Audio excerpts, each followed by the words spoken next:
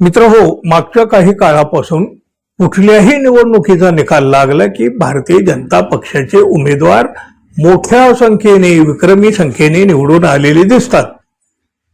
अशा अनपेक्षित निकालाबाबत प्रत्येक राज्यामध्ये संशय घेतला जाऊ लागलेला आहे, शंका व्यक्त होऊ लागलेल्या आहेत. निवडणूक आयोग आणि भारतीय जनता पक्ष यांच्यावर आरोप देखील केले जातात. कारण जमिनीवर जे वास्तव असतं ते वेगळं असतं आणि निवडणुकाचे निकाल लागलेले असतात ते मात्र वेगळेच असतात. आणि मग यामुळे सामान्य माणूस सुद्धा प्रत्येक निवडणुकीच्या निकालानं अचंबित होता आलेला आहे. मतदार यादीतली नावं वगळण्यापासून मतदान यंत्रापर्यंत आणि त्यानंतर होणाऱ्या मतमोजणीपर्यंत प्रत्येक बाबतीत संशय संशय संशय, शंका, आरोप, आक्षेप. भारतीय जनता पक्ष आणि निवडणूक आयोग यांच्यावर सुद्धा गंभीर स्वरूपाचे आरोप होत असतात. आणि मग अशा निकालाच्या विरोधात न्यायालयामध्ये याचिका दाखल करण्याचं प्रमाण अलीकडच्या काळामध्ये वाढलेलं आहे. पण तिथं सुद्धा योग्य वेळी न्याय मिळत नाही. अशा परिस्थितीमध्ये सुप्रीम कोर्टानं अवघ्या 5 दिवसामध्ये भाजपच्या एका नेत्याची आमदारकी घालवलेली आहे.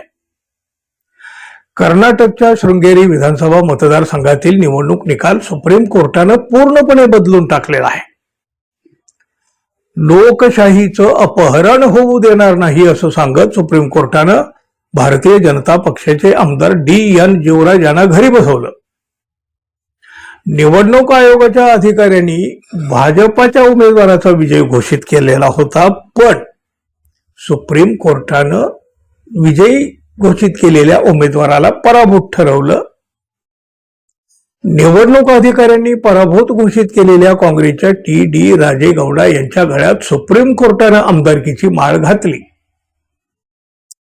शृंगेरी विधानसभा मतदारसंघाच्या 2023 मध्ये झालेल्या निवडणुकीमध्ये काँग्रेसचे उमेदवार T.D. राजेगौडा हे 201 मतांनी विजयी झालेले होते.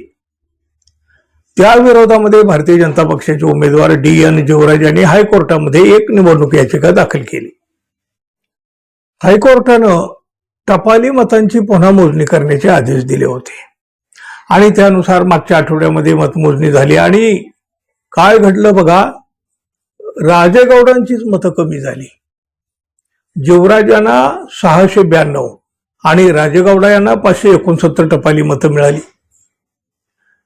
पण पुन्हा झालेल्या मोजणीमध्ये जीवराज यांना 690 आणि राजेगौडा यांना 314 मतं फक्त मिळाली.